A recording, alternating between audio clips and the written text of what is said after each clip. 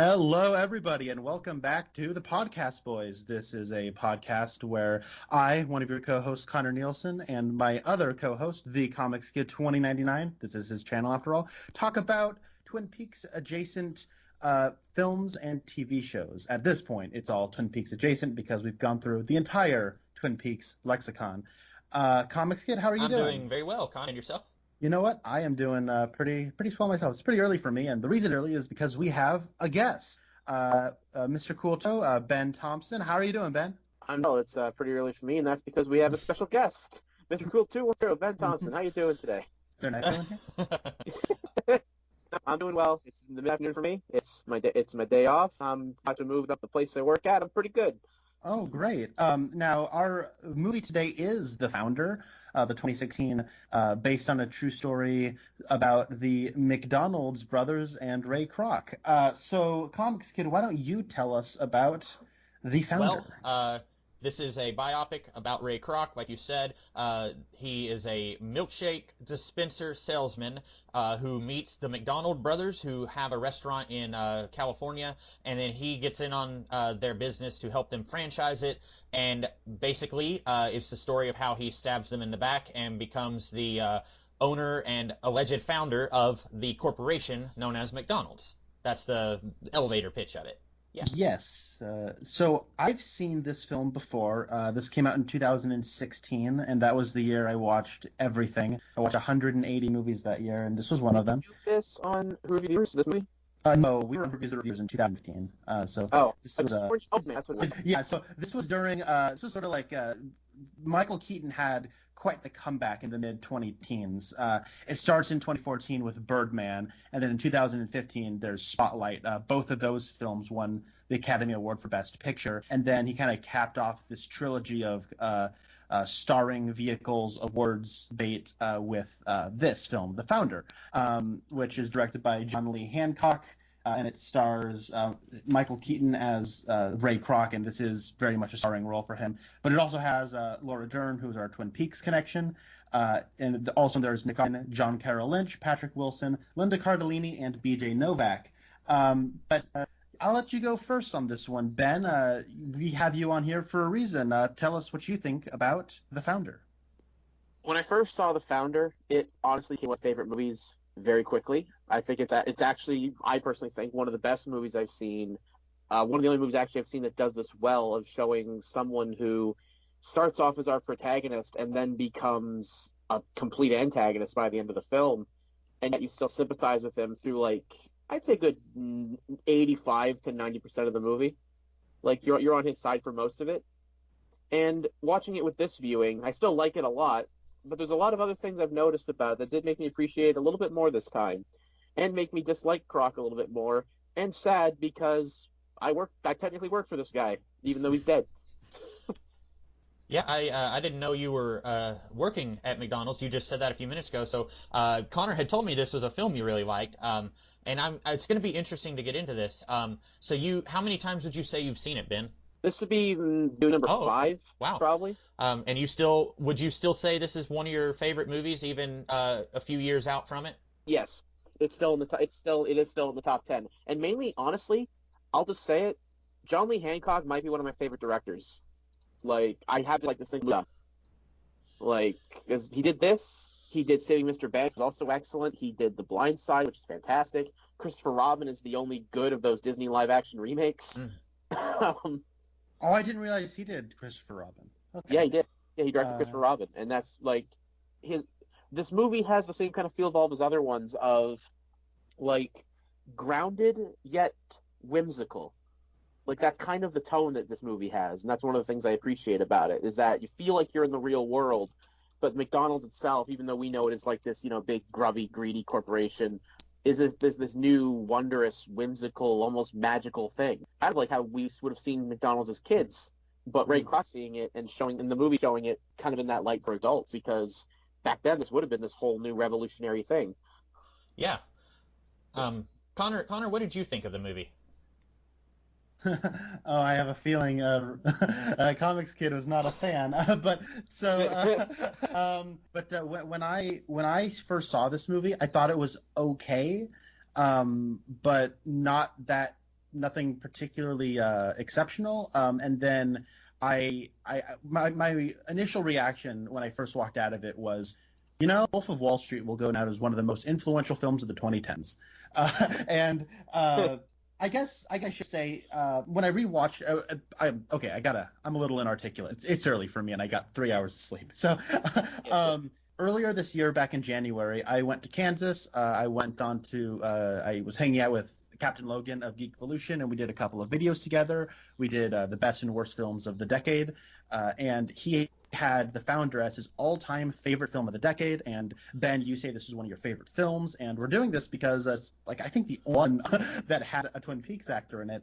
And so I thought maybe I got to revisit this movie, and I'm kind of glad I did, because I don't think this film is great, but I did like it a lot more on the second time around. And I think that I was able to sort of view it in a more I think fair light, because I think when I watched 180 movies in 2016, I would not wish that upon anybody.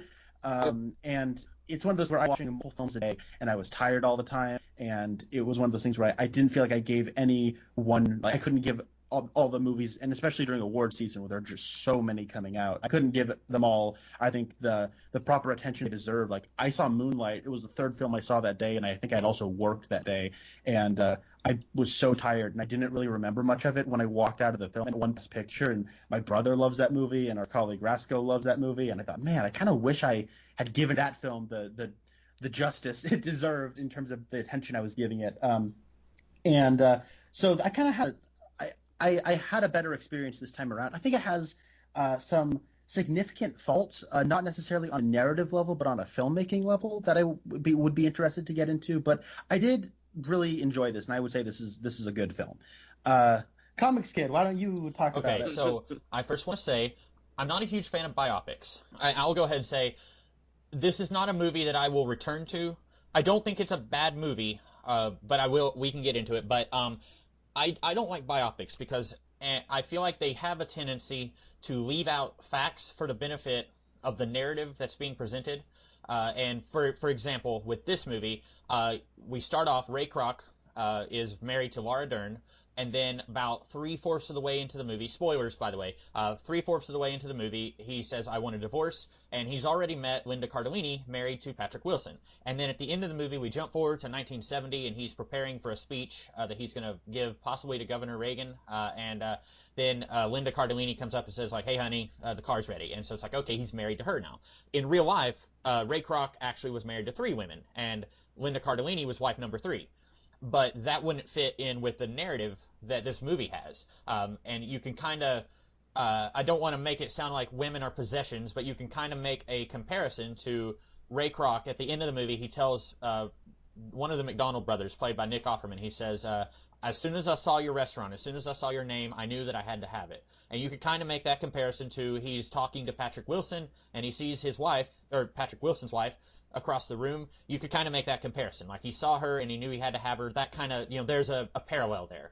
And so introducing a third wife or a second wife chronologically, that would just kind of interrupt the comparison here, the similarities between he sees something, the restaurant that's not his, that he wants, and then he sees someone else's wife that he also wants. And so, like, they're editing the truth to fit this narrative that they have, and I feel like that's kind of a common thing with all the biopics that I've seen.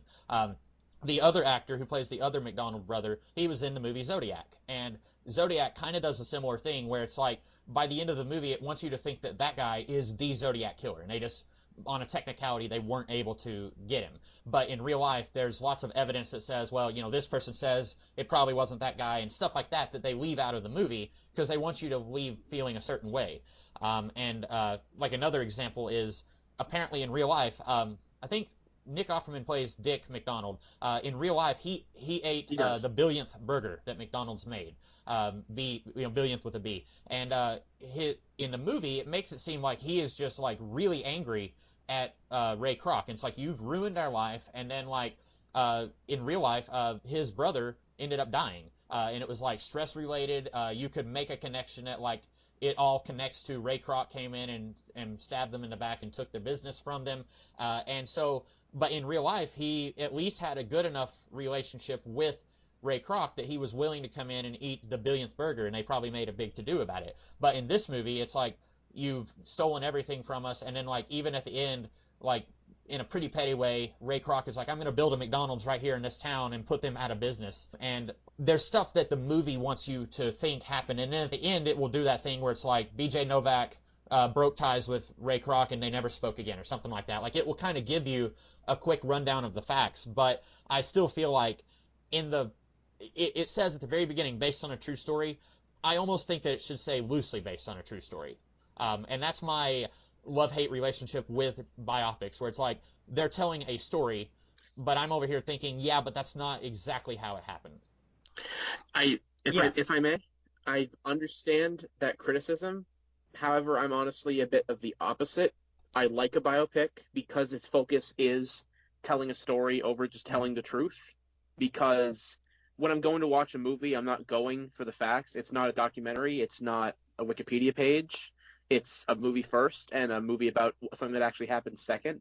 And like, my father was a person who saw the movie Argo and mentioned about hating it because, the Canadians didn't get the respect they deserved from the actual event. And I'm like, well, yes, but we're not watching Argo to hear about what the Canadians did. We're hearing it to see a good movie directed by Ben Affleck. If you want to know what happened, you can read the Wikipedia article or like buy the book or whatever. Not saying your criticism's invalid, Comics Kid. Like, I totally understand where you're coming from. But I guess with me, I would like the movie less if it was more focused on telling what actually happened than just telling a good story. And I think that with what it does tell everything very well. Because, I mean, I doubt Ray Kroc was that petty that he'd build a McDonald's literally right next to the old one, and then he'd tell Dick in the bathroom, like, I had to have the McDonald's as soon as I had it. I doubt those things actually happened. There's no way it did. That's too melodramatic. But it works well in the context of the film to show the descent of Ray Kroc from decent-ish, working his butt off kind of guy to a complete who's willing to, rob people blind. And like I said, I totally get it if it makes the movie a bit more difficult to watch. But I guess for me it's if the new stuff it's doing is done poorly and the truth is more interesting that it becomes kind of a problem. And I think that I've looked into the story of of this movie, like the actual real life story. There are some things here and there that should have been in there, yeah, but I think they did the best they could with what they had to make a decent, entertaining movie, with good acting and good directing and all that stuff. So what I think about biopics, I think that Comics Kid, your point is something that I understand where you're coming from, where it's like, you're making all these changes, yet at the end you're going to give us text and tell us what really happened, and that sort of seems at odds with the nature of making changes to a story, right? And I remember, I think one of the reasons this movie was just kind of like whatever to me the first time I watched it was because I had kind of reached my limit of awards biopics that had text at the end that told you what all the people in the movie went on to do. And I was like, okay, I've had it with this. And I think in 2016, we had reached a fever pitch of that. But so one of the Best Picture winners from 1982 was the film Gandhi. And the reason I bring up Gandhi is because it opens up with text that I think is sort of a mission statement to all filmmakers who are trying to achieve a biopic, however it's pronounced. But it says, no man's life can be encompassed in one telling. There is no way to give each year its allotted weight, to include each event, each person who helped to shape a lifetime. What can be done is to be faithful in spirit to the record and try to find one's way to the heart of the man. And I think that is I think a lot of people kind of, yeah, sure, but I guess the distillment of that sentiment. And when it comes to changing things, I think that it's one of those things where if the people making the film are telling a story that's captivating me, I can probably know better in terms of, I understand some of the stuff probably didn't happen and there's some dramatic lighting on here. But at the same time, I'm still invested in this particular story that they are telling.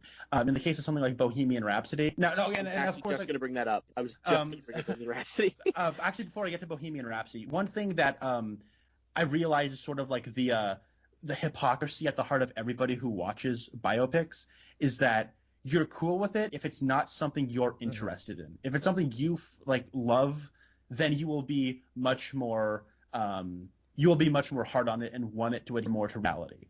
Everybody has this. I think the Nostalgia Critic is really lame personally, and one of like the worst videos I think he's ever made is he had this whole video talking about how he doesn't like Man on the Moon because it doesn't feel like all this stuff, and it's like the evidence is obviously that he cares about Andy Kaufman and he cares about like how he's presented through a movie, and he doesn't like that it's not as true to the spirit of Andy Kaufman as it could have been.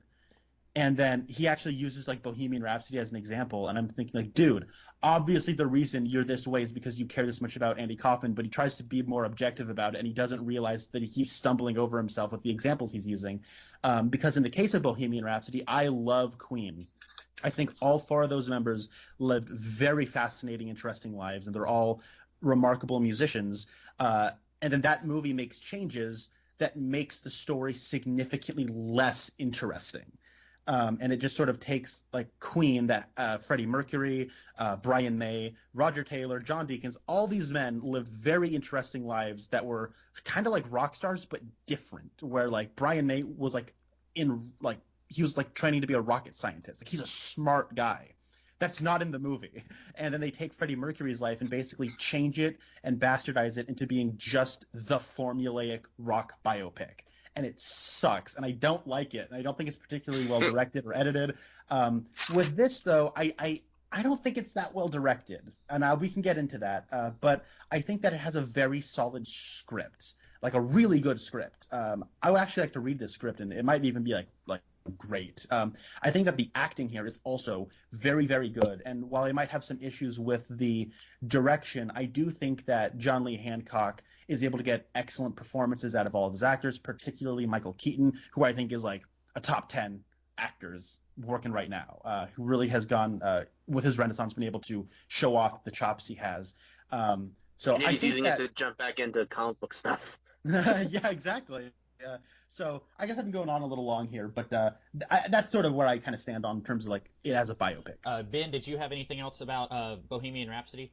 I was just going to say it's sort of a case of like to kind of mooch off Connor's point a little bit, and not even just with like the whole caring thing, but like whether the changes make things less interesting or things. It's kind of like comparing Bohemian Rhapsody to Rocket Man, whereas like Bohemian Rhapsody is the most dull, boring, been done to death a million times biopic about a rock star. Rocket Man at least tries to do something a little bit different, and like different with filmmaking, different with storytelling, and does have some different interesting things about it.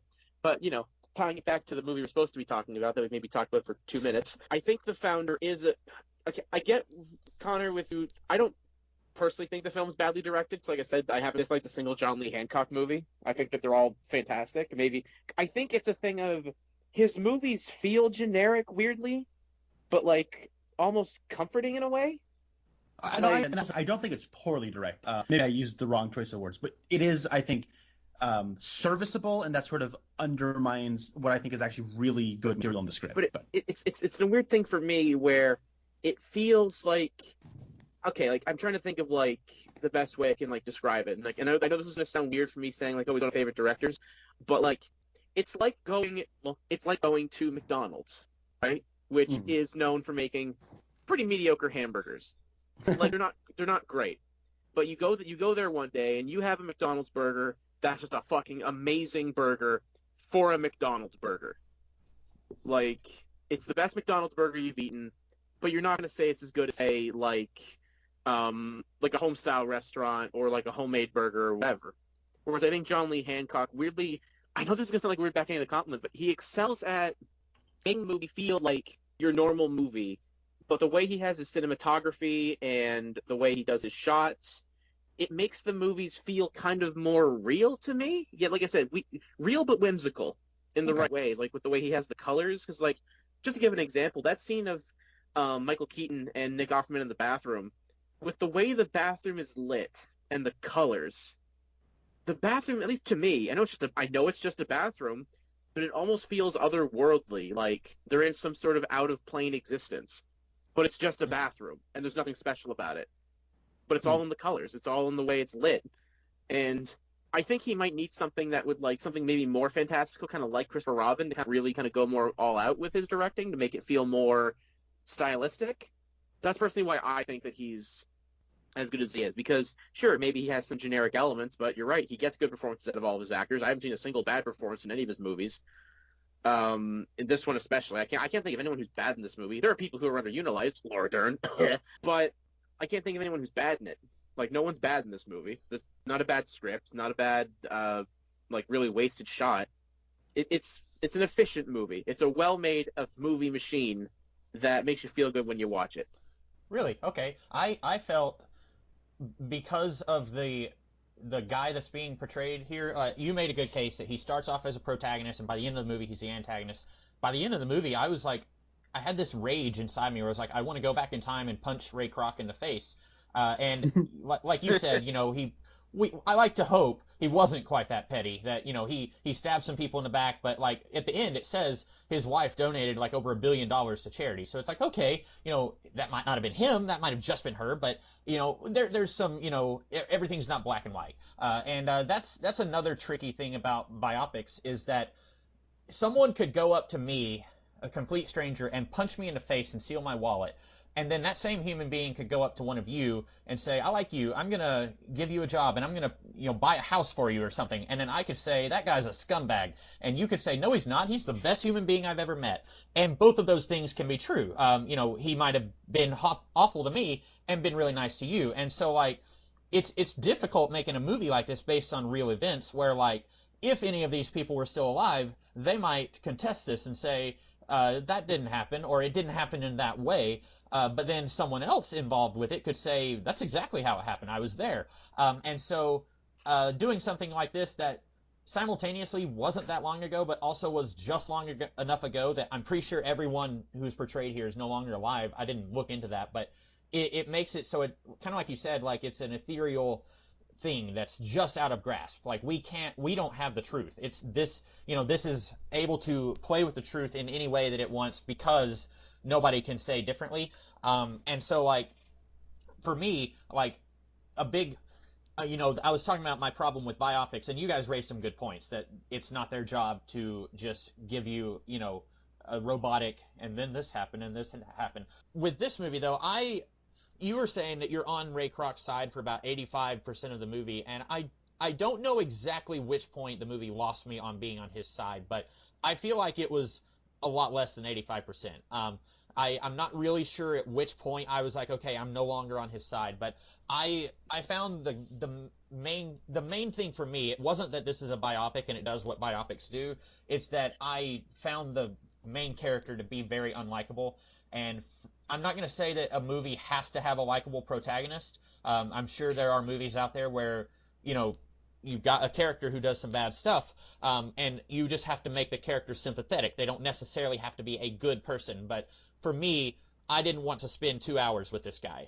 And that's why, like I said earlier, I probably will not return to this movie, because I found the character of Ray Kroc to be pretty unlikable. Yeah, I think it's a bit like the Breaking Bad thing. I don't know if you've seen that show. One episode. Kid. Okay. Jeez. Sorry. That probably wouldn't necessarily be your thing, I don't think. But it's a similar thing where I think with that show, everybody starts off on Walter White's side, and by the end, they're not on his side, and everybody has a different point where they're not on his side. I think I probably stuck with him where I was defending him longer than most people probably were. Well, just look at the internet. People were defending him after the finale. Oh, really? Oh, okay. Yeah. For me, it was when they offed Mike, and I thought, nope, can't defend you. You got rid of my favorite character. I hate you, Walt. I hope you burn in but there's a Gale. That's when I stopped. Yeah, that's a good point. And that was a lot earlier than Mike too. So with this guy, having seen the film before, it was kind of nice to be able to sort of see where he eventually goes and like how that's there from the beginning. So I think Michael Keaton is fantastic in this movie and absolutely should have been nominated for Best Actor, especially in 2016, which, usually like the Best Leading Actor category is like the one. It's like either like supporting actor or lead actor. Sadly, the actress categories are underserved in terms of like the great films that they're in. But I think that this year, like who won, Casey Affleck in Manchester by the Sea. Ugh. Yeah. But I guess I'm alone on an island where I think that movie is not very good. Okay, my bad. I think it's perfect. I just wish it was good. And so I think that I think Washington and Fences gave my favorite of those nominated. But I think Michael Keaton absolutely should have been in that category. Kind of a weak year for the best leading actor. But I think that he's so good here, and I think that he's the kind of guy who, in all of his mannerisms, he doesn't look or sound much like Ray Kroc, but for the story that they're telling, he's kind of perfect because he's tailored his performance to where all of his mannerisms and his inflections, he kind of has this salt of the earth, ambitious thing that everyone seems hardwired to respect, where it's you want him to succeed, and he's down on his luck, and by golly, you just want to see him get the job done. But he also has these things about him that you understand why he doesn't succeed, because these are little mannerisms that after a while can become grating or unlikable or annoying. And they are these qualities about him. I guess what I could boil it down to is, you give him an inch, he takes a mile. And that's kind of basically his MO. But you start to see those lesser aspects of him really start to, the more he gets, the more greedy he becomes too. And so it's you realize he'll never be satisfied, even though, so it's you still want him to succeed because of those mannerisms that make him pitiable, but then you don't want him to succeed because he also has those qualities that are obnoxious. And it's a very well-tailored performance. And I think that what it comes down to is he does have a charisma. And so it's it's a very complicated thing that could have, in a lesser-handed actor, could have kind of fallen on its face. But because it's Keaton, and because I think of what he's doing with his performance, he really rises to the occasion. I don't think it's quite as good as his performance in Birdman, but I think that he's really good in Spotlight, but I would say this is better than Spotlight. With what you were saying before, when it came to when you lost him, and I say 85-90%, if I can exactly pinpoint when he loses me, it's when BJ Novak comes in and tells him about the land. You're not in the real estate business. Yeah, you're in the empire business, or you're in the real estate business. Sorry, I got a Breaking Bad quote in there. But yeah, right when that happens is when he loses me and being on his side, because an important thing with the film is, yes, looking back at it, the McDonald's brothers are being, I'd say the McDonald's brothers are being a little unreasonable with their changes, or with him giving ideas and just shutting down every idea, never considering them. And we see it all from Ray's perspective. So we feel like we're being cheated along with him, that the McDonald's brothers are just kind of stringing him along through the whole movie, especially knowing that a lot of Ray Kroc's ideas later on in real life did help McDonald's expand to the multi-cajillion-dollar company that it was. And so it's kind of this, once he actively starts trying to screw them over and isn't just kind of being irritated that they're not letting him do what he wants, that's when he loses me. When he's deliberately going out of his way to be screw you guys, I'm taking it from you, instead of, will you guys just listen to me for once? I have good ideas here. Let me at least try them out. I guess I'll defend the McDonald's brothers. I think they do a good job of painting their backstory and explaining why they would be hesitant. I don't think that they're not. I'm totally, the McDonald's brothers are also totally sympathetic. I'm just saying, because we're on Ray Kroc's perspective, that's how it feels. Okay, yeah, you're right. I agree. That's all I meant. I think that one thing I like is, let's talk about the McDonald's brothers for a little bit, because John Carroll Lynch and Nick Offerman are really good. And I think that, Nick Offerman's primarily a TV actor who's, trying to break into film, and he's got a really good voice and face for the character. And John Carroll Lynch is one of the most prolific character actors. You will see him in straight to video Christian propaganda crap. You will see him in Zodiac. You will see him in The Founder. You will see him in every kind of movie there is. And he actually directed a film called Lucky that stars Harry Dean Stanton in his final film role. And also in that film is David Lynch. And I've thought about picking that film for this podcast before, but I really like John Carroll Lynch a lot, and he looks exactly like a person who I know in real life. And so he's got one of those faces and one of those voices. But I think what I like about those two people is how you kind of get their dynamic initially, where I can't remember their names. I think Mac is Carol Lynch. Mac, is John or not John? Nick Nick Offerman. Nick Offerman. yeah. Dick. So Mac is definitely like the showman. They talk about how he wanted to be in the movie business and all that. And then Dick is more of the like the pencil pusher. He's like the guy who's like kind of the brains behind the organization, and Mac can sell the ideas. And you sort of kind of get their mannerisms and their personalities right off the bat. But then throughout the film, you sort of see them flip, where Dick becomes much more like defensive and the one who wants to deal with Ray, and becomes more loud, and you sort of see him coming out of his shell in anger, and you see Mac sort of recede, and he sort of like kind of crumbles under the pressure that he's in.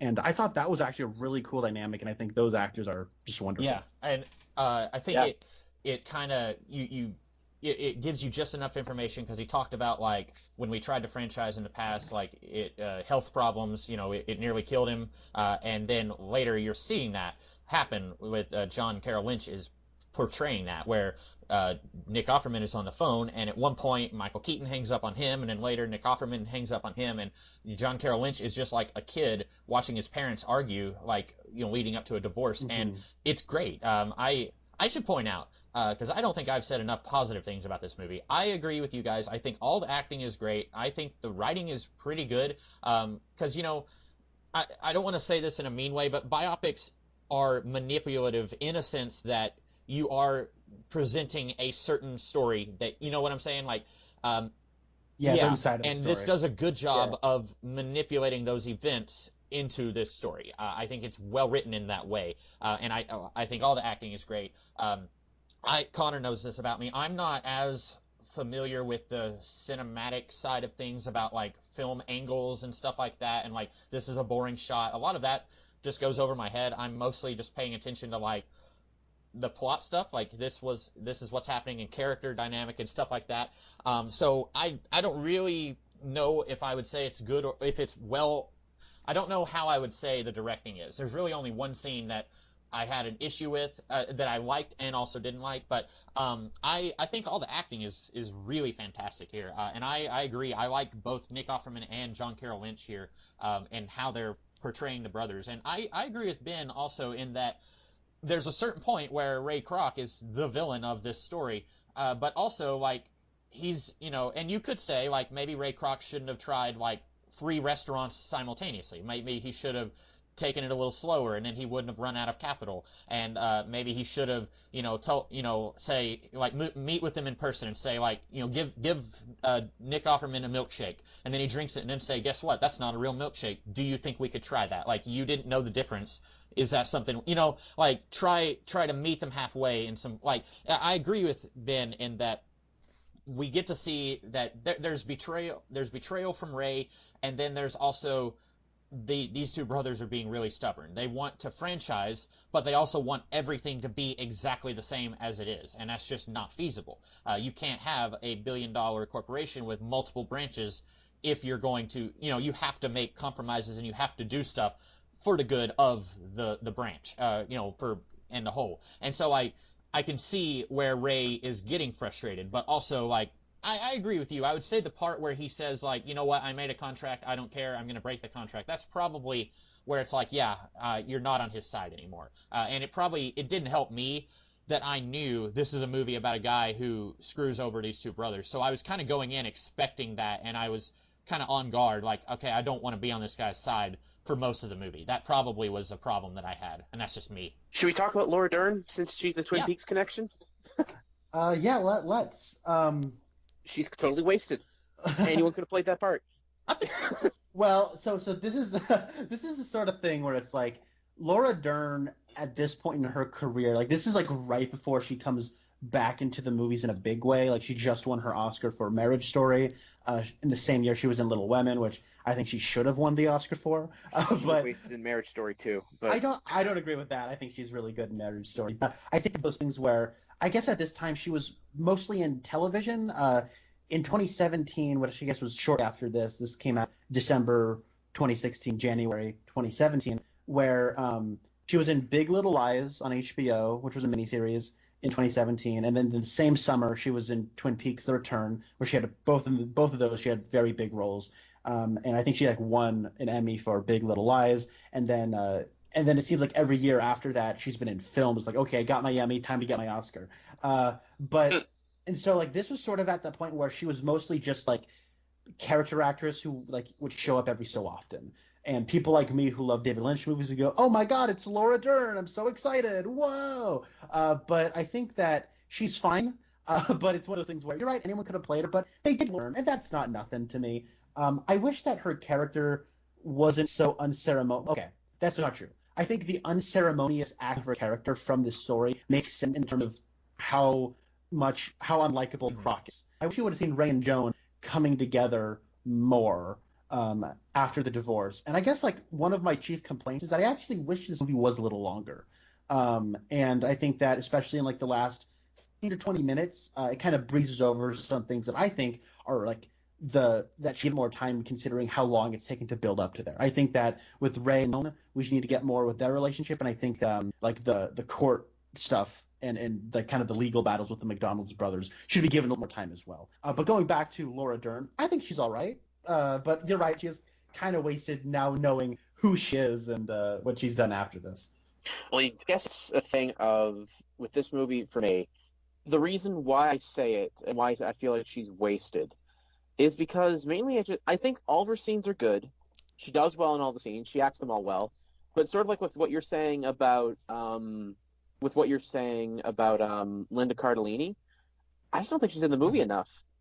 Mm-hmm. Like, and there should be more scenes of her in there to kind of show like Ray going from, the small town working man with a wife who supports him to becoming this multi-billion-dollar, well, million at the time because it was like the 70s, multi-million-dollar company with essentially a trophy wife. Like, yeah. And if we would have had more scenes of both of them, Linda Cardellini and Laura Dern, to kind of show the comparison of like, this was his life before, this is his life now, then I think we could have had a bit of a stronger thing with that. But I am glad that most of the focus was on Ray and the McDonald's brothers, although I also honestly think they could have been in the movie more too. Like, I'm glad that those were the focus as opposed to like if the movie was just focused on Ray Kroc's home life instead of, the building of McDonald's, then it wouldn't have been as good, I don't think. But Laura Dern does what she does do well with what she has. But if she was in the movie more, then I wouldn't be saying, oh, well, she was wasted. And to that point, I think that she's like in all of these movies about about successful men and like, the ambitious man, you always have like the trope of the wife. And I feel like in the script, there's more going on with that character that she's not in the movie enough. And it's like, you know what? Like, you're seeing like how she's like trying to support him, even though like he's just kind of using her to like get her rich friends to invest. And she's still going with him. Like, it's actually probably a very interesting character.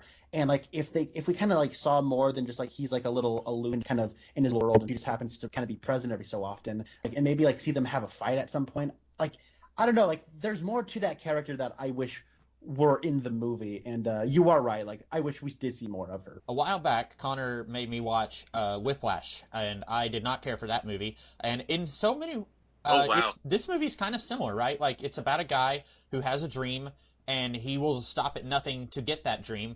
And like, in that movie, Miles Teller, he's in a relationship with Supergirl, and then he basically breaks up with her, and then later he says, I'd like... Yeah. Mr. Fantastic is in a relationship with Supergirl and being yelled at. Like but and then it gets to a point where who was in that? It was Connor. Oh man, Norma's husband from Twin Peaks. Oh yeah, Chris Mulkey. He was in one scene in that movie, and I'm so sorry. I thought he was Paul Reiser because Paul Reiser plays Miles Teller's dad in that movie, and Chris Mulkey plays the uncle who's in one scene. I'm like, oh no, what did I do? But one time, I don't remember what we were talking about, Connor, but I said that somebody was wasted, and I think you disagreed with me, and maybe we weren't even recording when we were talking about this, but I made an analogy about how it would be really weird if you got like Tom Cruise, who's like one of the biggest name Hollywood action men, and then had him play like Hydro Man in like a 5-minute sting in a Spider-Man movie. Like I said that would be weird, and I do not remember what we were talking about when I said that, but this reminds me of you've heard the phrase "there are no small roles, just small actors," and I think Laura Dern does a really good job with a small role. I didn't when I watched it, I didn't think that she was not in it enough. I really felt for her. I can't remember if Ray Kroc asks for the divorce before he meets BJ Novak or after, but I that's around the part where he's kind of on his I guess rise to being a villain of the story. But I felt for her, I really did, because she just wants a husband who will just stay home with her and let's go out and hang out with friends, and he just wants he's very ambitious, and like she's willing to even help him even at the cost of it eventually cost them their marriage. And so like I really felt sorry for her, and I think she does a really good job portraying that in what little screen time she has. I think any other actor would have had a hard time making me feel the way that I felt in what little screen time she had. So I thought she was doing a very good job. I would have liked to have seen more of her, but also I don't think I would have wanted to have watched like a 2.5-hour version of this movie, because like I said, I was already struggling to watch 2 hours with this character. And I say character, but actor, person is a real person, but the movie has a character, you know what I mean. And so Yeah, no, so like I liked Linda Cardellini. I did not recognize her at first. She really, because she's got that 1950s hairstyle and she's blonde in this movie. I've always known her as having long, straight brown hair, and so I did not know that was her. I just always know her as Velma. Yeah. Scooby-Doo. Velma. She was in Freaks and Geeks in the early 2000s. That's like a plethora of like, oh, that person who's like really well known now was in that back before they were like somebody. She was in Gravity Falls, one of my favorite cartoons, but I did not recognize her. I think she does great. I would like to know, what does her character see in Ray Kroc? Is she just fascinated that he's like so ambitious and he's like, look at me, I've franchised all these, like I'm curious, and the movie again could have benefited from being longer. I think you guys are right. If it was longer, I would have liked to have known, does Linda Cardellini know about the McDonald brothers? Because when he first meets her, he says, I started it in 1954. And then later she suggests milkshakes without milk, or without just water and powder. And then he says, let me think about it. And of course he has to go through the McDonald brothers at that point. Just watching the movie, I don't know if she is aware that they exist. And obviously they get married eventually, so she probably had to have found out about these other two guys who started that restaurant before they met Ray. But like watching this, it's a little hard for me to, and of course it's not a love story about how these two met and fell in love. That's just an aspect of a larger thing.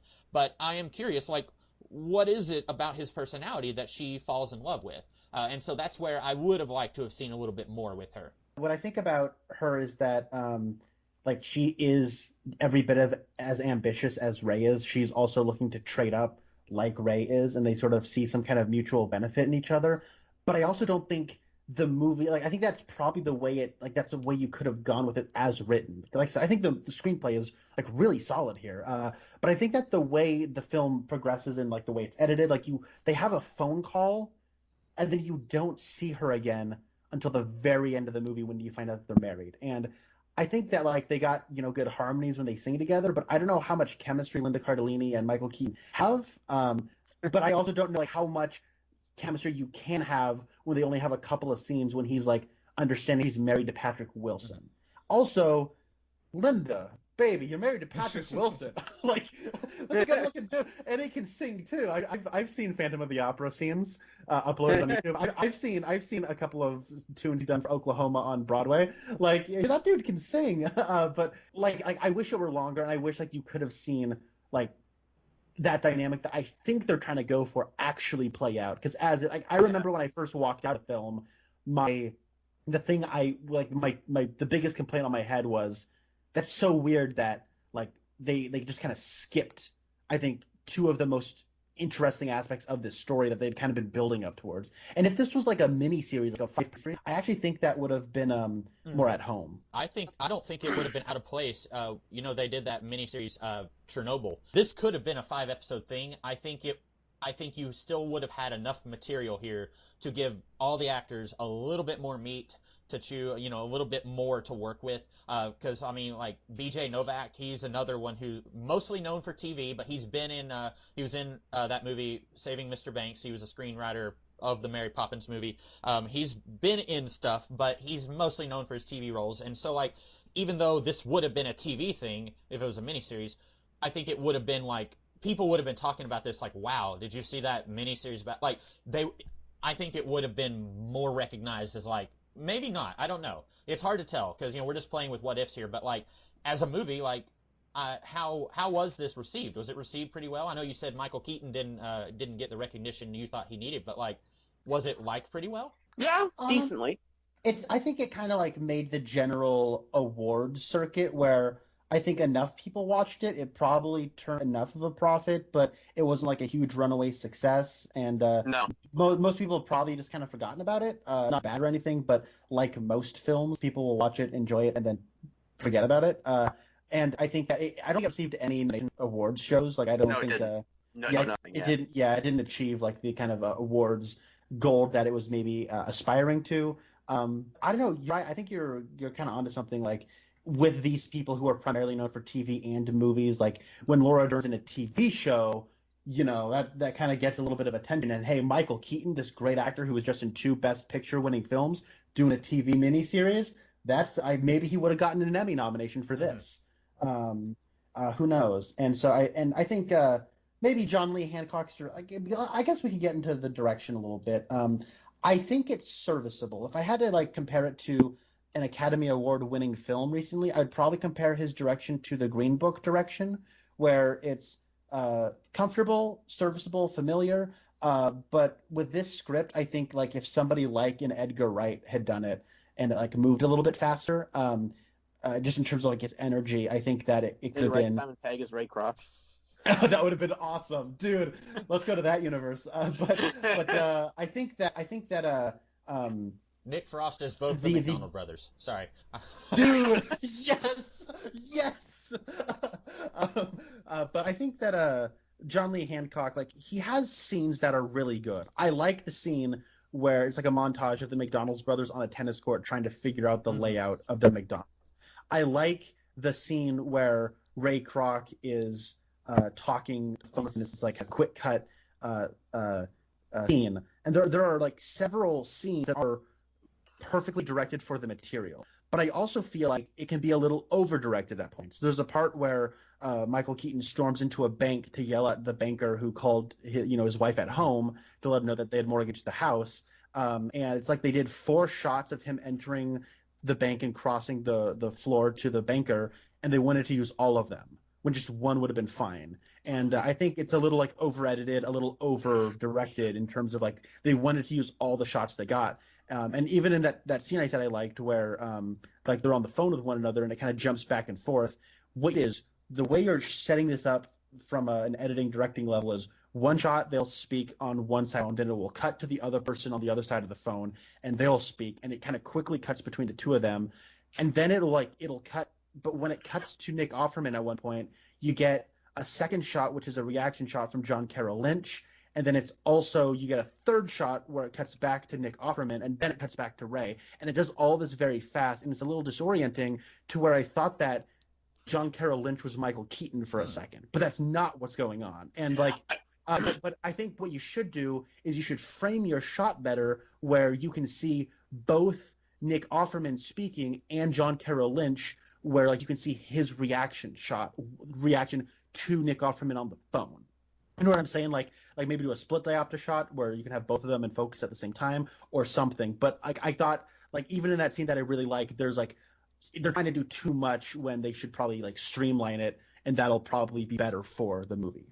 I'd argue that what they're doing with that is possibly intentional, because like that's that's like the big scene. That's like when Michael Keaton has the whole speech of like dog eat dog, rat eat rat, Is that the scene you're talking about? It's the conversation they have earlier, and I think it's the one where he says contracts are like hearts; they're made to be broken. Okay, yeah, that scene, yeah, but I noticed a similar thing kind of in that later scene, and I think it's intentional there because by this point now we've switched sides.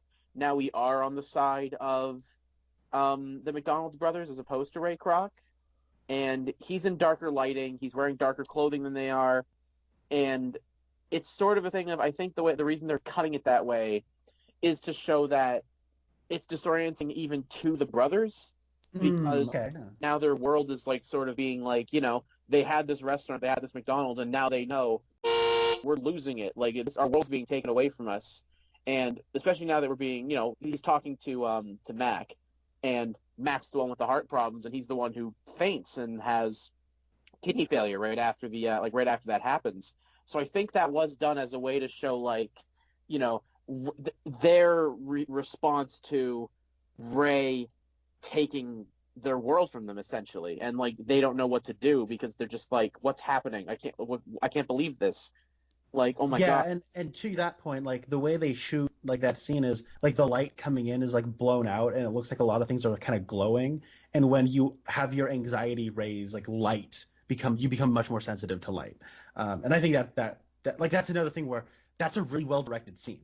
And it's like there are other scenes that aren't that well directed. I mean, when I say that well, I mean comparing it to that particular scene, and that becomes a little disappointing for me because I think if you had a stronger director on board, I think this movie's good, but I think the competent, serviceable direction that's a little underwhelming for the material holds it back from greatness, though. That's just what I was sort of thinking about while I was watching.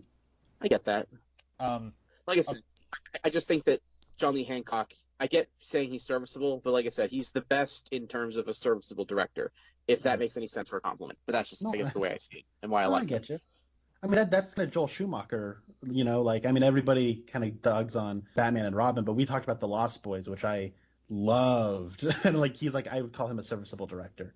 But either way, sorry, Comics, what were you going to say? Like I said earlier, I'm not very knowledgeable about direction and this shot is boring and stuff like that, lighting. I don't know anything about that. But the one scene that I noticeably was like, this is weird, was when the McDonald brothers are explaining how they got to where they are, and they're in the restaurant, and they said so there was an overpass, and we saw the restaurant in half. That scene, I liked the editing there. I really, because if we get to see photographs of what I assume were the real life McDonald brothers before they started showing photographs of these actors as the McDonald brothers, but in that scene, I liked that they were showing pictures and stuff, because otherwise it would have been a 5-minute monologue where you're just looking at these three guys at a dinner table, and eventually I think that would have gotten boring. So they needed something to break it up. So let's put some pictures on the screen to show people this restaurant getting sawed in half. I liked that. I was okay with that, even though I think that's the only part in the movie where we're seeing photographs, still images, other than at the very end where it's so-and-so, she became a trader on Wall Street, other than that, in the movie itself. I was fine with that, but the speech from the McDonald brothers, I felt like it felt very rehearsed, and I thought it took me out of the movie. I liked getting to hear their backstory, I wanted to get in the movie business. This was his idea. He said saw it in half and stuff like that. I liked hearing all that, but for me, that all felt like these two guys had told this story to people dozens of times, and they had this rhythm where he's like, people were saying, can you spare a dime? And I couldn't, you're hearing that, and it all felt like it was rehearsed, and every other scene in a movie feels like real people talking to each other, and it doesn't feel like they're reciting lines that they have memorized, except for that scene. And I didn't. To be fair, I think that is the case, because I also agree. But I'll let you speak, Ben. Well, because at the end, when he's in the bathroom with Dick, and that's not a euphemism. Well played. Ray Kroc says, "You must have given that tour to hundreds, to lots of different people, because you want to steal our ideas." So they probably have told their story that many times to all these different people. Fair point. So maybe it doesn't feel rehearsed because they're just trying to tell it to hey, there's just another guy who's interested in our business.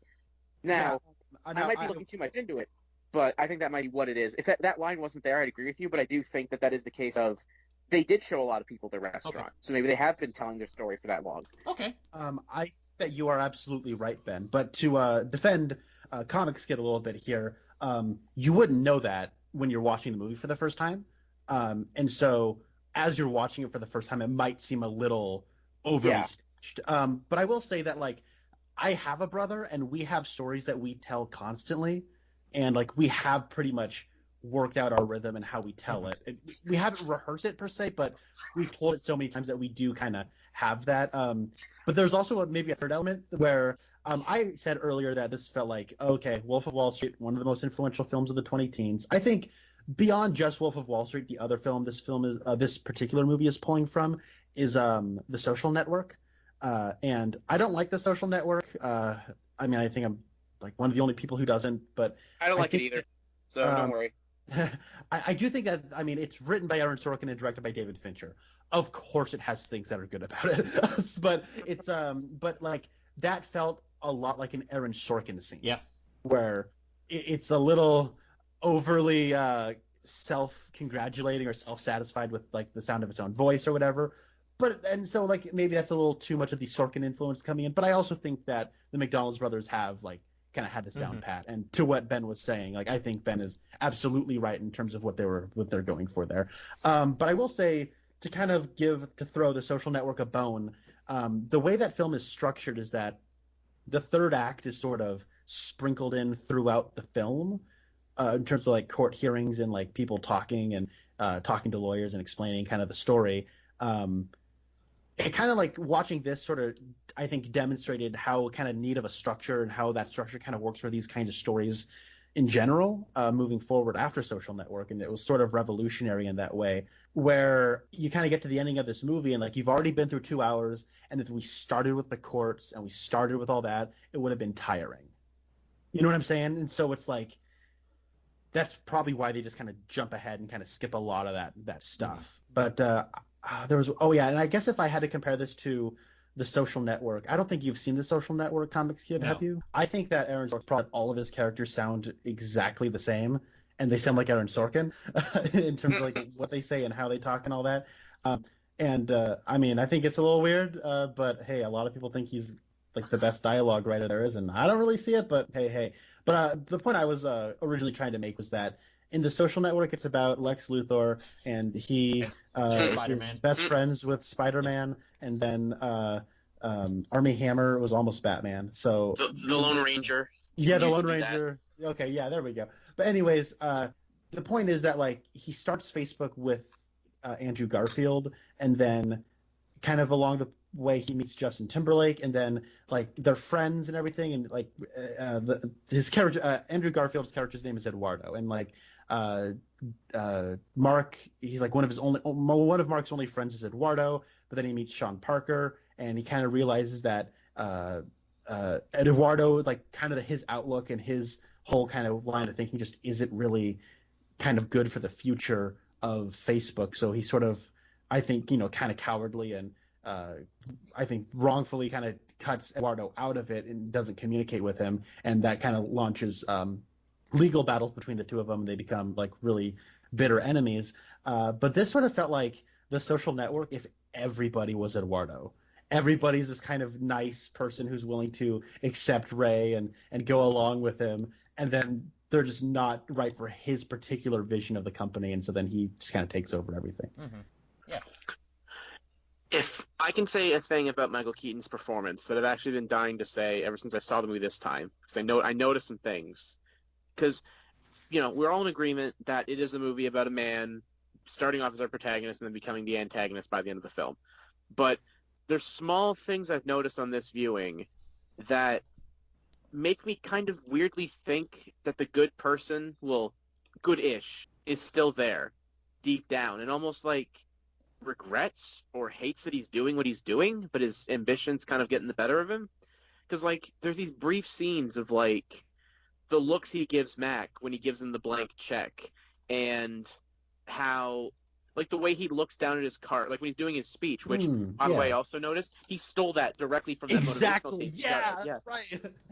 He stole that, yeah. But like he takes a second, he's looking at his cards, and you see this moment of like, what did I do? Like he like almost regrets it, and like almost like is like, why am I doing this?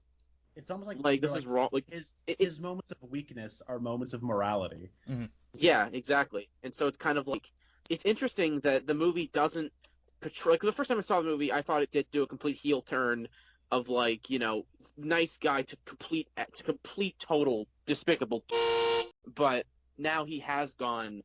But now there are still those signs of like, you know, of that older person who wanted to do good things and great things, but still not a bad person in there somewhere. And even when he's talking with Dick in the bathroom, I said, "Hey, little guy, get along, little doggy." He says, like, you know, like, I saw the name McDonald's and I knew right then and there I had to have it. We know from watching the movie that's not what he thought at all originally. That was not his thought process. He genuinely just wanted to be a part of it because he was genuinely impressed.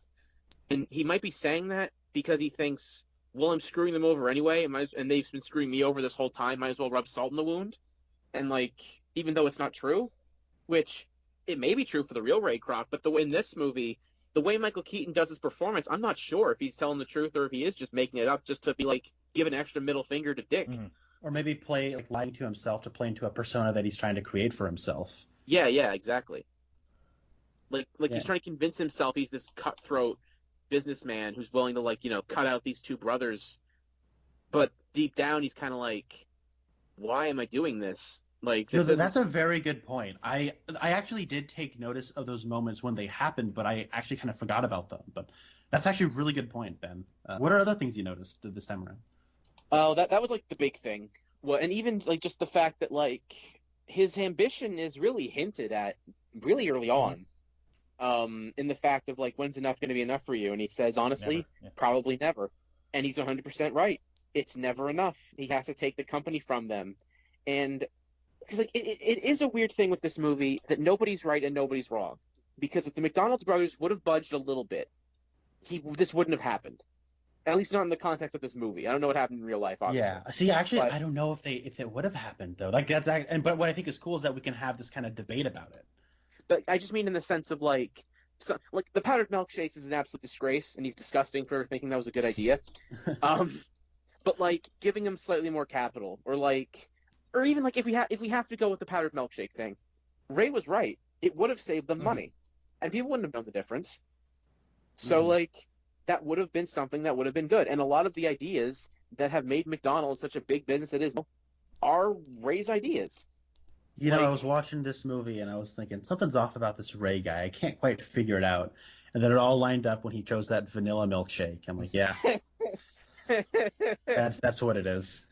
But I mean, like, just in the sense of, I guess I just noticed like a lot of different things with like the script and like mainly with Keaton and even just Nick Offerman. And I'll say this, Nick Offerman's slowly becoming one of my favorite actors, and I've been kind of vouching for him to possibly, like, if they don't go fan servicey and make Tobey Maguire Uncle Ben in the MCU, I could totally see Nick Offerman doing it. Oh, he'd be a good Uncle Ben. The big thing is that this movie talks about how, or the movie feels when you're first time watching it, of like the typical movie about a good guy who gets corrupted by his ambition and power and becomes, you know, this complete evil person or whatever.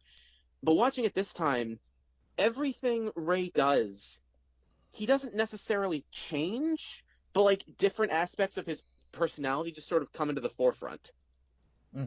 Like you can see hints of everything he's doing in this movie as early as the beginning of the movie, like with how he's talking and how he's like doing all of those different things, like how he's like trying to do his business sales and all those sorts of things, and how he's even lying about like the about the shake machines and saying like, oh yeah, there's a lot of interest in these shake machines, and you know they're doing good, but they're not at all. And so it's kind of just like, it feels like he wanted, I guess to me with Keaton's performance, maybe it's written more of, it's this guy who is kind of good and then just becomes a dick. But it almost, the way it's written, or not the way it's written, the way it's acted sort of to me feels like a case of, here's a guy who wanted ambition and wanted to be like this huge success and knows that these more good parts about him, these more sympathetic parts about him, these parts of him that want to do good, that want to help the McDonald's brothers actually expand the business because he genuinely likes the business, have to be buried because he won't get that ambition because A, that's not how this business works, and B, the McDonald's brothers are holding them back. Mm-hmm. Yeah. So so this is like a weird point. I have this written down in my notes. Maybe I shouldn't bring it up. It's a little like kind of random, but during that, I like the montage after he has that like almost like a coming to Jesus moment where he goes to the McDonald's for the first time and it's shot and presented like a dream, and then he has to go back on the road and selling his crummy like milkshake machines, and it's all rainy and things just aren't the same. He's a changed man. He's seen McDonald's. I thought it was a little interesting that they didn't show him like waiting on food again at a drive-in. Yeah. I thought that was kind of interesting, and I don't know why they didn't put that in. But one thing I wanted to say is that some of the inventions that he's trying to sell at the beginning that we hear them and other things that he has tried to sell in the past have gone on to become things. Like they talk about like wax cups and like wax and like on top of like paper cups. Like that's a thing, right? Brief thing. One of the funniest bits in the movie is when Dick says frozen French fries. "Why don't we just put sawdust on the burgers and have frozen French fries?" And it's funny because this actually happened. There's a lot of little things like that too, like little Marvel Easter eggs, but for McDonald's fans, where like he's like, "Hey, what's your name?" He's like, "My name's Fred something or other." He's like, "I'll remember that name." And it's like that's just there for the people who know who Fred Turner is. I think that's kind of funny. But then but like then like the multiple milkshake machine that he's selling at the beginning of the movie. Like we had one of those at the movie theater I worked at, and like I could make like 3 milkshakes at once. I just thought that was kind of interesting how a lot of those things that people are saying were kind of wacky ideas that wouldn't work kind of have gone on to become things. Right. Yeah. I will say that I thought it was weird, and not to disparage your place of work, Ben, but I thought it was strange that Patrick Wilson wanted to get in on the McDonald's thing when he was already the owner of a pretty classy looking restaurant with, a sit down place, you can get a good steak, and you've got a piano playing in the background, and he wanted to be part of the McDonald's franchise. I thought that was, it's to me, and that maybe this is my 21st century brain at work, but that seemed like a step down. That's what it's hindsight because McDonald's was seen as revolutionary at the time. Right. So and that's another thing that's interesting about the movie is like when he's at a place that kind of looks like a Sonic. I think Sonic is probably one of the only places where you have where you have someone come out to your car to bring you your food. Like I can't, at least where I live, I can't think of any other place where it has that. I've never been to Sonic. I've wanted to for so long though. Oh, okay. Do you not have one where you live, or is it just you don't? It's not a Canadian thing. Oh, okay. I didn't know that. Oh, okay. Well, it's but like in this movie where I like one thing that I don't think we've talked about.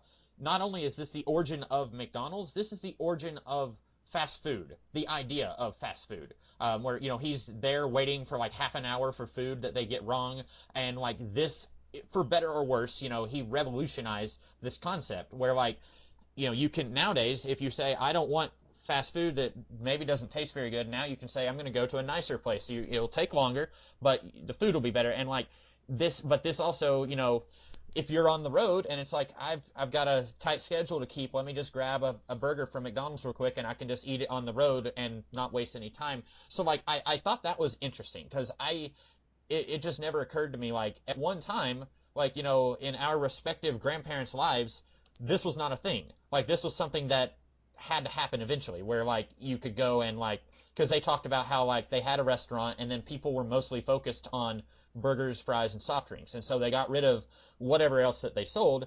And it's just it's weird to me to think about at one time at McDonald's sold like, I don't know, corn on the cob or something like that. That I was gonna get into that. It's such a weird thing to think of corn on the cob at McDonald's. Like fried chicken and brisket and what have you. They have fried chicken at McDonald's these days, but that's true. But like mainly with the corn on the cob, where I'm like, I wish I could go back in time just to go to one of those McDonald's and just get corn. Like I had corn on the cob from McDonald's. I also not to cut you off. I also liked that even though Ray, there's a certain point where Ray really is on the McDonald brothers side. Like, they're both like, I don't know about this. I hope this contract keeps him in line. But he really is, like, there's a point we see him where he's, like, training the guys, and he's very much like Dick at the tennis court, where Dick is saying, like, come on, Pickles, swap, and he's doing all that, and we're seeing Ray do that as well, where Ray is trying really hard to meet their standards, and he's out here sweeping the parking lot just like Mac was, and then he gets mad when the investors are like, it's not being kept clean, the kitchen is nasty, and they're selling corn on the cob. I like that we're not seeing Ray immediately become like this. He's not immediately ready to betray them. It takes a little bit of time for him to get to that point. I like that. One scene, I just actually remembered this. My favorite scene in the movie, and this is, I think, one of like those scenes where I'm like, yeah, the direction here is like really, really good. And if every scene was like as well, like kind of thought out as this scene, like I think this would be like an exceptional film. Is the part where he's like kind of pitching to a bunch of investors. He's going to union lodges, synagogues, churches, like all those kinds of places, and kind of giving them a pitch of what to do. And I guess I never thought about, like, if I was going to try to get volunteers and investors and franchise kind of people, like, where would I go? He tries the country club, but they're all retired people who don't really care. Mm-hmm. And then he ends up finding like all these working people, like an Orthodox Jew, or I think because he's at the synagogue, isn't he? I can't remember. He was selling Bibles. Yeah, but he's selling Bibles, and like that's sort of like a thing where he's like, why is a Jew selling a Bible? Mm-hmm. And it's like one of those, like I really liked. It kind of makes you think about those kind of elements of the business in terms of like who you're going to get your financiers, and who are you going to get as like franchisees and all that kind of stuff. And I thought that was like a really, really good scene, and I think it was kind of funny and to see him like going. Like using different language for it's basically the same speech, but he'll swap out words depending on which situation he's in or which building he's in. Mm-hmm. Yeah. I think one more interesting idea about the movie that's sort of like, it's the thought you have after the movie is over, where you look at the McDonald's brothers, they got their $1 million royalties, and well, not the royalties, they got their $1 million each and all that sort of stuff. But it gets you thinking, how would you take Dick and Matt, you get a time machine, right before Ray Kroc shows up, and you show them, this is McDonald's, this is what it becomes, and almost like, what would they think of what McDonald's has been? Like, yeah, their business now is one of the huge, like, it's probably the biggest business on the entire planet. Like there might be some that's bigger, I don't know, but McDonald's is definitely the biggest food corporation on the planet. Mm-hmm. Yeah, it says that like at the end it feeds like 1% of the population of planet Earth, like every daily. Day. Like that's crazy. It is, but that's what I mean. Like, how would they react to what McDonald's has become? And it's like interesting to think of, like, knowing their personalities and knowing how they are. How would they react? Like, how would Dick react to, you go to McDonald's, it takes 3 minutes minimum to get your food now instead of 30 seconds. Mm-hmm. You can get it, and they have the same system, the same speedy system, but it takes longer to cook, takes longer to do. It's not as consistent. You have things like fried chicken and ice cream and slushies and shakes and all these things that they wanted to take out of the business from the start. And I think they would. Yeah, I'd be interested to know too. I think that they might. I think Dick might have a "be careful what you wish for" kind of reaction to it, where it might seem a little grossly commercial to him, where like you can't go 2 blocks without seeing a McDonald's anywhere. That's how, based on the interpretation of the character in this particular movie, that's how I think they would have responded. Mm-hmm. Yeah, and Mac probably would have had another heart attack looking at it. And you're right, Connor. It's based on this interpretation. I think that Dick would have been like, this isn't what we want. Like, this is not for better or worse, you go into a McDonald's, it's not a mom and pop family. Like, it's a business, for better or worse. But like I said earlier, like, Dick in real life, they brought him in the 80s to eat the billionth hamburger, and so like there was still some level of relationship there between him and the company, even years after his brother died. So I don't know if, and maybe he just came in and was like, okay, I'm going to do this thing real quick, and then I'm going to wash my hands of it. I don't know, but based on the movie, I would think that he would have been like, no, this isn't what we want. And like even the fact of like, if Ray Kroc was still alive, he'd come over and then he'd see that there's lettuce on burgers and he'd be like, look at that lettuce. What is this Big Mac? Get rid of it. There's a thing that I've kind of like when I was earlier this year, I was kind of happening and people still having to make rent even though they can't find work because everyone's being told to stay inside and all that kind of stuff. And I was just kind of came to a realization that I'm like, wait, real estate is the most valuable thing on earth. Mm-hmm. If you have the real estate, then you have the money. Yeah. Oh, like, I mean, it was like one of those things that like you kind of get told regularly, but I just sort of like when you have to come to that realization on your own, it's somewhat different. And it was kind of neat that this movie was sort of I was able to watch this at the same time that I was kind of coming to that realization, and I was able to kind of focus more on that aspect of it now. And I thought that was a cool kind of end of Act 2 kind of plot point. Mm-hmm. Yeah. Did you guys have anything else to say? Because I think I've kind of gone through all my notes. I can't really think of anything else to say personally. I think I've made my point as to why, like I said, personally for me, mainly just due to, like I said, I think the directing for the most part is excellent, and Keaton is fantastic with a great script.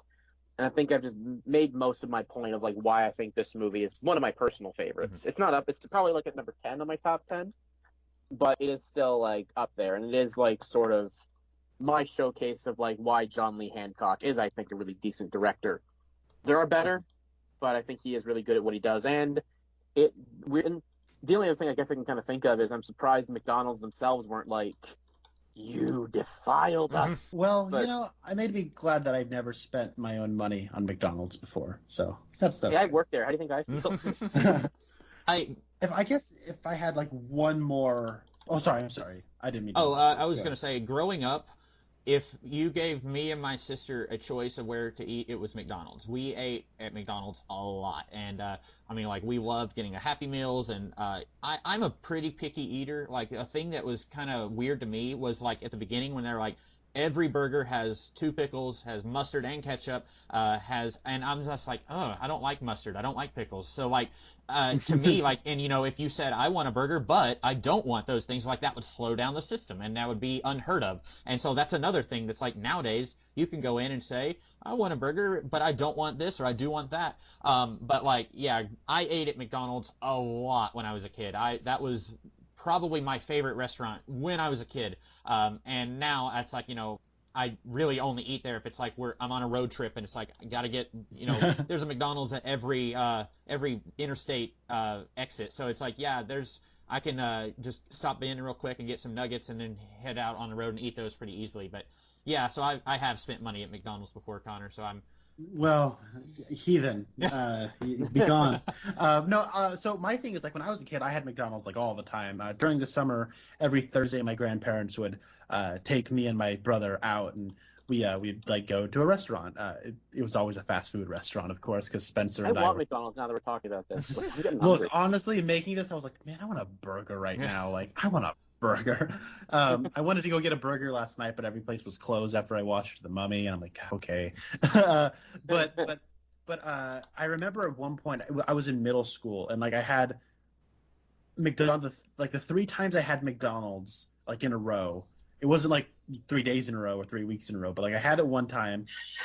I was like feeling like horrible, like I felt like sick, and like, oh man, that was a weird fluke. And then the second time, like, I had the same situation, and then the third time it happened again. I'm like, okay, never again. I can't do McDonald's anymore. Mm-hmm. And so it has been over 10 years, and I have not had a McDonald's burger. Sometimes I have a hot fudge sundae when my family's going, and I don't want to be rude and just sit there without food. But yeah, that's that's it. I guess I have one last note about the film itself. Usually this is something I wouldn't bring up, but I think the one thing about this movie that I do not like, I think is like legitimately bad. Oh man, I'm talking about Joker? No, I'm talking about The Founder. It's the music. I did not like the music in this movie, and I was legitimately kind of surprised that it was by Carter Burwell. Now, Carter Burwell, pretty much, he broke onto the scene with the Coen brothers. He's done like all of their musical scores. He's done the music for Todd Haynes films, Donna's films, Bill Condon's films, and he's pretty much done all of John Lee Hancock's films. but I thought like it sounded like temp tracks. Like I was not impressed by the music here. I liked it, honestly. I don't like all of it. I just think there are some memorable bits, and I like that the music at the beginning's very like light and whimsical, like, you know, bright music. And then when we get to the scene of, you know, Ray screwing over the McDonald's brothers, the instruments, it's the same tune, but the instruments are a lot like they're darker, more harsh instruments, and like it sounds like almost like sinister. Yeah, I felt like it was just projecting too much of what I was supposed to be feeling when I feel like what was being shown was like perfectly telling me exactly what I was supposed to feel just fine. I don't know, like, and then there's like scenes that are a little bit more comedic, and you'll have music like blum blum blum blum boom boom boom boom boom boom boom. I'm like, oh man, here we are, Temp Track City. I don't know. It's weird. It's almost exactly like my thoughts on Joker. Overall, I liked it. I thought the lead performance was excellent. I thought the direction was serviceable but could have been better, and I didn't like the music. Wow, it's pretty much exactly my thoughts on Joker. All right. And it's Michael Keaton. It's Batman. It's another connection. Oh my God, you're right. The last thing I'll say about the movie is to go off of Comics Kid's point. If I could go, even though I like my burgers plain, but if I were to go back in time and I found like the original Dick and Mac owned McDonald's, I'd still probably get a burger from there just to know what it tastes like in comparison to now. Mm-hmm. Oh, me too. Yeah, because Michael Keaton said, or Ray said, this is the best burger I've ever had, and I was thinking like, wow, like that's not something I've ever heard anyone say about McDonald's. So wow. Overall, I think this was a good movie for me to watch.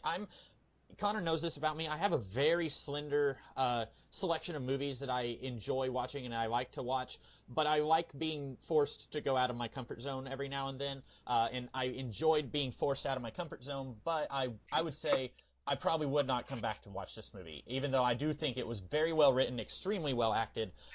It's not one I would probably go back to. Well, thank you very much for joining us, Ben. Yes. Been a great time. And Connor, It's been a pleasure. putting this whole thing together for asking Ben on. That was I'm glad you did that. And Ben, I want to echo what Connor said. Thank you for coming on board. If you do it, not a problem. So, Comics Kid, what are we talking about next time? We are going to talk about a movie that I have never seen before. So if it's bad, I don't know that it's bad, but it's on YouTube, free with ads. It is called The Cutting Edge, and it has an actress I don't believe we have talked about outside of Twin Peaks itself. Moria Kelly, who played, I guess, Donna 2.0. She was Donna in the movie Fire Walk with Me, or if you're watching everything chronologically, she was Donna 1.0. But it's a movie. It's on YouTube, free with ads. I've never seen it before. I just happened to see that it had a Twin Peaks connection, and once again, trying to force myself out of my comfort zone a little bit. We'll see what that adventure brings us. All right. That sounds like a familiar title. I've never seen this movie, but I am excited to check it out. Yeah, too. So that is all that we have today about The Founder. Once again, thank you, Ben, for coming on board. And we will be back in a couple weeks, Connor and I, to talk about The Cutting Edge. So with that being said, I'm the Comics Kid 2099. I'm Connie Olson. I'm a guest. Yeah. Alrighty. See you guys in the future. Bye.